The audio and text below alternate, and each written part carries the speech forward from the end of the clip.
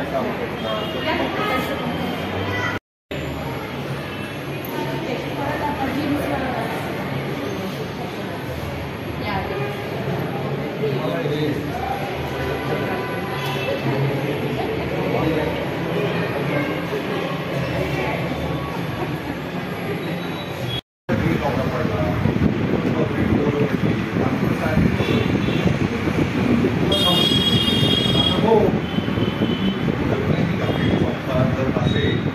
मला ती वाटत नाही. लग्न पण साजरं करतात आणि कसं असेल तर बरं तुझ्याकडे एवढी होतच असतात. तुमचं आम्ही परवा बोललो की आमच्या आश्रमाला पहिलं महिला संमेलन घेतलं, त्याच्या अध्यक्षतेबाई येतो. त्या परवा आपण बोललो की किती धोंड असतात ना. लग्न ठरवायला गेलो बोलले चालेल. लग्न तुमची लग्न ठरवली सगळ्यांचे अरेंज मॅरेज आहे का? लव्ह मॅरेजवर कोण आहे?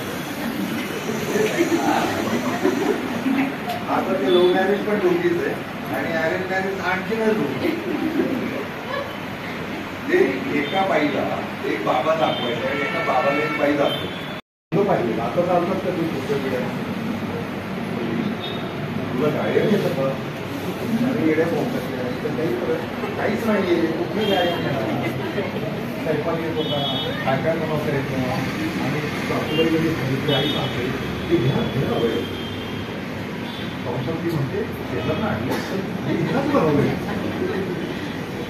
या टाकल्या परीक्षा वधू परीक्षा वर परीक्षा आणि जसे आज तसे एकच कोर्स द्यायचा, दुसरा नाही द्यायचा. बेसिक फक्त द्यायचं नाही. एका व्यक्तीला एकच द्यायचा, एकच लाभ द्यायचा योजनेचा लाभ. एकदा ज्या कोर्समध्ये लाभ देतात किती कव्हर होतं? एकच विषय, एका विषयाचं बेसिक नॉलेज येतं त्यांना 3 महिन्यामध्ये. अगदीच नवशिक्या, संसारात रमलेल्या, 15 वर्ष गॅप झालेला अशा करायचं असेल त्यांना मग आम्ही ते चालू ठेवतो. मॅडम 3 महिन्याचा दुसरा सब्जेक्ट घेऊन जर कोर्स करायचा असेल तर आम्ही करू देतो. बाकीचे ठिकाणी नाही करू देतो. येईल त्याला प्रशिक्षण देतो. जातात त्या साड्या शिवून पण घेऊ शकतात. बायका आहे की ते बिझनेससाठी सगळे बायकांमुळे बिझनेससाठी. त्याच्यामुळे काय रे तुम्ही कमवता कशाला?